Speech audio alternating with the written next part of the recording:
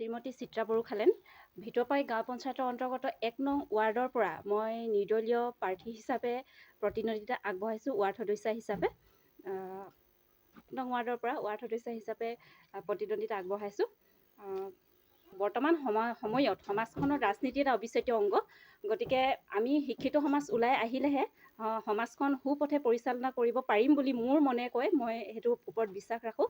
গতিকে মই ৰাজনীতিটো বাছি লৈছোঁ যাতে সমাজখনত মোৰ দৰে আন বহুতোকো আগুৱাই লৈ যোৱাত মই সহায় কৰিব পাৰোঁ। মই যদি জিকি আহোঁ, ৰাইজে যদি আশীৰ্বাদ দিয়ে, তো তেতিয়া মই সমাজখনৰ কাৰণে সমাজৰ হিতৰ হকে সামগ্ৰিক উন্নয়নৰ দিশটো মই গুৰুত্ব দিম।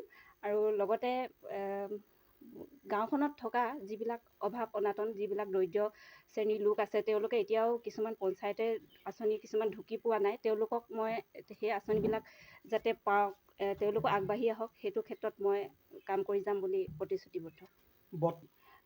বৰ্তমান মই ৰাজনীতি যি পৰ্যায়ত চলি আছে, সেই পৰ্যায়ত এতিয়া যিখন চৰকাৰ চৰকাৰে যিখন দায়িত্ব লৈছে, সেইখিনিক লৈ মই যথেষ্ট সুখী। আৰু গতিকে চৰকাৰৰ সমৰ্থনতে মই আগবাঢ়ি আহিছোঁ। চৰকাৰখনৰ কাম কাজ লৈ যেনেকৈ শিক্ষাৰ ক্ষেত্ৰতে হওক, ৰাস্তা ঘাটতে হওক, প্ৰতিটো ক্ষেত্ৰতে উন্নয়ন মই দেখিছোঁ। সেইকাৰণে মই ৰাজনীতিক লৈ বৰ্তমান সুখী।